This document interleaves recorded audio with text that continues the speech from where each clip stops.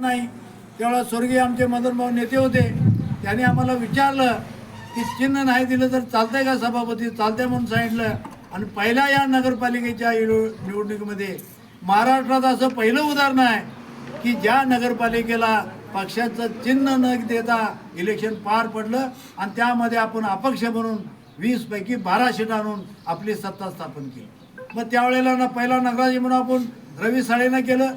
त्यावेळेला सदस्यामधून नगराध्यक्ष निवडले जात होते. 2.5 वर्षांनंतरच्या दुसऱ्या टर्मला आपण पट्टू गवंडीला नगराध्यक्ष केलं.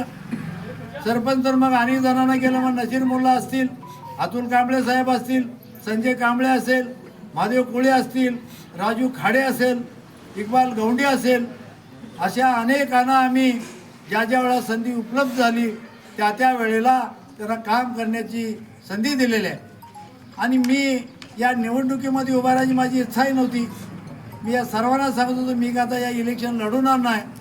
मी हे व्यासपीठावरची मंडळी, मग आमचे दाजे असतील, संजय पाटील असतील, आमचे राजू इनामदार असतील, चव्हाण साहेब असतील, नसीर मुल्ला असतील की आणि आमचे मच्छिंद्रअण्णा असतील, या सर्व मंडळींनी हट्ट जत शहरामधले अनेक व्यापारी माझ्याकडे आले आणि तुम्ही नगराध्यक्षाला उभाच राहायला पाहिजे.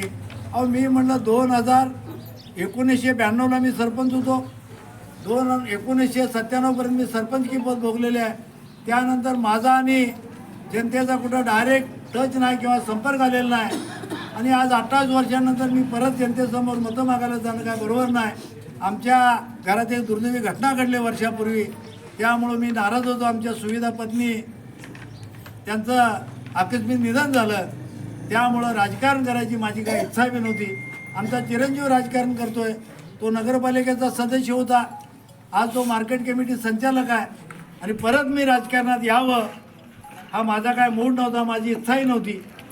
आणि म्हणून मी सर्वांना सांगितले मी काय उभं राहणार नाही, माझी इच्छाही नाही आहे. आमच्या घरात दुर्दैवी घटना घडल्या, त्या माझी मानसिक मनस्थिती नाही.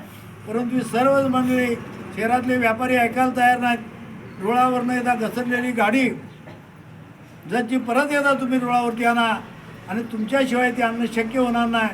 म्हणून सरकार एक वेळा तुम्ही एक वेळा उभं राहा. ह्या लोकांच्या, आमच्या मतदारांच्या मित्रांच्या आग्रहास्तव परत मी नाही होई म्हणत 1 महिन्यानंतर त्याला साक्षीदार दिनराजी वाघमारे साहेब आहेत, त्यांनी आम्हाला आग्रह केला आणि नाविलाज असतो